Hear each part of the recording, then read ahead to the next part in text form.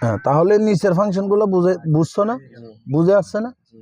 হ্যাঁ, লিভারের কাজ কি, গিয়ার লিভারের কাজ কি, বা কিভাবে তোমাকে ব্যবহার করতে হবে তুমি বুঝছো কিনা? বুঝে আসছে? একটু আওয়াজ একটু বড় করবো, ঠিক আছে? হ্যাঁ, তাহলে তুমি যেটাতে হাত দিছো এটাকে কি বলা হয়? Starting wheel. Starting wheel. তাহলে এখানে স্টার্টিং এর সাথে হুইল শব্দ উচ্চারণ হয়েছে, তাই না? হুইলের অর্থ হচ্ছে চাকা। হুইল মানে কি? চাকা। তাহলে এটার নাম হচ্ছে কি?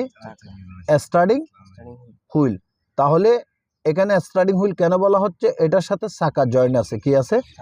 সামনে দুইটা চাকা এটার সাথে জয়েন আছে। তো এখন এটার সাথে চাকা যেহেতু জয়েন, অর্থাৎ তোমার লোকেশন যেদিকে, তোমাকে হুইলটা ওইদিকে নিতে হবে, স্টার্টিংটা ওইদিকে ঘুরাইতে হবে। ডাইনে গেলে ডাইনে ঘুরাইতে হবে, বামে গেলে বামে ঘুরাইতে হবে। তাহলে ডাইনে গেলে ডাইনে ঘুরাইতে হবে, বামে গেলে বামে ঘুরাইতে হবে। তো ডাইনে গেলে ডাইনে ইন্ডিকেটর দিতে হবে, বামে গেলে বামে ইন্ডিকেটর দিতে হবে। অর্থাৎ এটা হচ্ছে রাস্তার লোকেশন ফিক্স করে দেওয়া। এটা হচ্ছে রাস্তার লোকেশন ফিক্স করে দেওয়া। অর্থাৎ ডাইনে দিলে ডাইনে যাবে, বামে দিলে বামে যাবে। অর্থাৎ তোমার লোকেশন যেদিকে, তোমাকে ওইদিকে সিগন্যাল লাইটটা দিতে হবে। বুঝতে পারছো? হ্যাঁ, তাহলে এটাকে কি বলা হয়? Starting wheel. স্টার্টিং। আর এটা হচ্ছে হরেন। এটা কি? হরেন। হরেন মানে সতর্ক বার্তা। অর্থাৎ সামনে লোকজন থাকলে এদেরকে অ্যালার্ট করে দেওয়া, সজাগ করে দেওয়া, সতর্ক করে দেওয়া। ঠিক আছে? হরেন মানে সতর্ক বার্তা, সতর্কবাণী। বুঝে আসছে?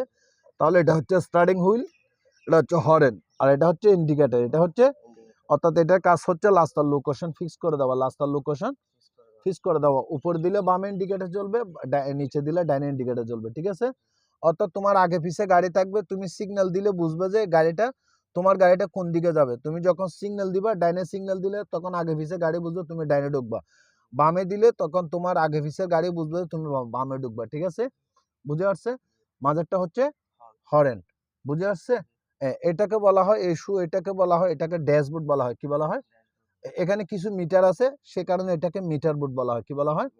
মিটার বোর্ড বলা হয়। তাহলে এখানে কোন মিটারের কি কাজ তোমাকে দেখতে হবে না?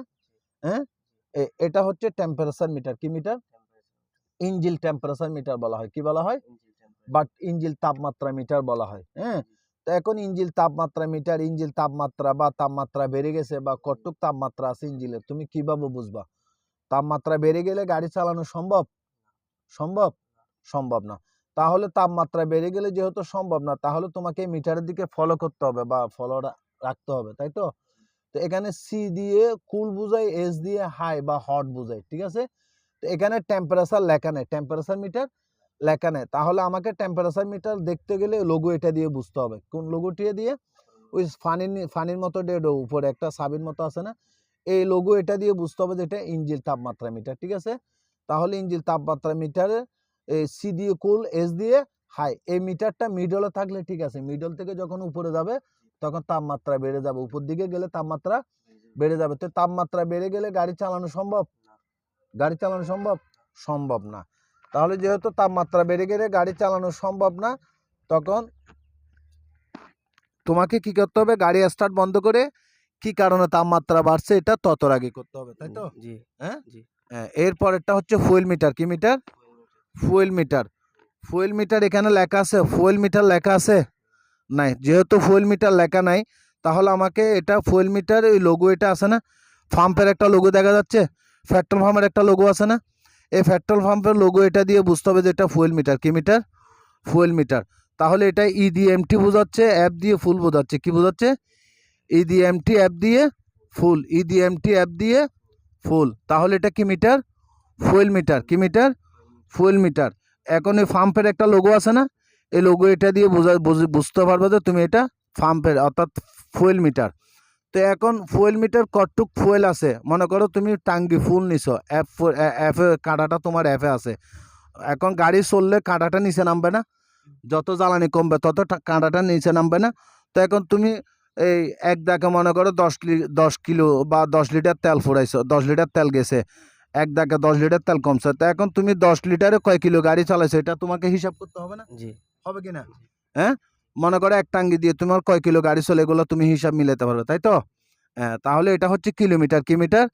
কিলোমিটার। তোমার গাড়ি কয় কিলো গাড়ি চলছে, হ্যাঁ, কত কিলোমিটার গাড়ি চলছে, কয় কিলো গাড়ি চালাইছে, এখানে সব হিসাব আছে না?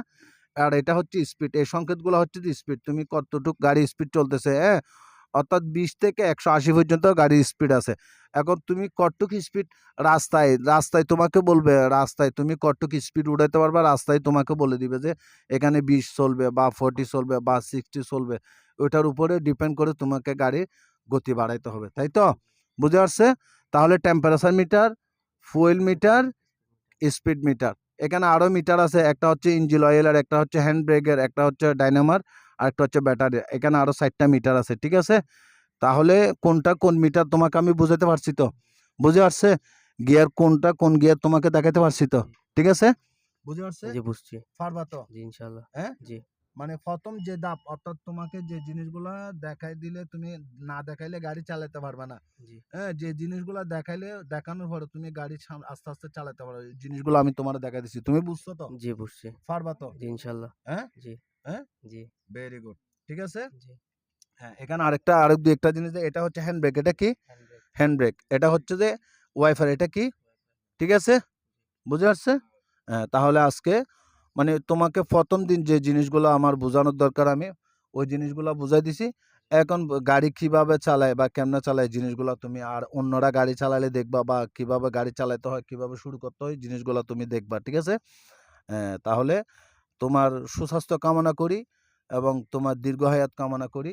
এই আল্লাহ যেন তোমাকে সঠিকভাবে যেন কাজ শিখতে পারো, বা কাজ শিখে যেন নিজের ভবিষ্যৎটাকে যেন উজ্জ্বল করতে পারো, নিজের পরিবারকে যেন স্বচ্ছ রাখতে পারো, ওই আশা, ওই দোয়া করি।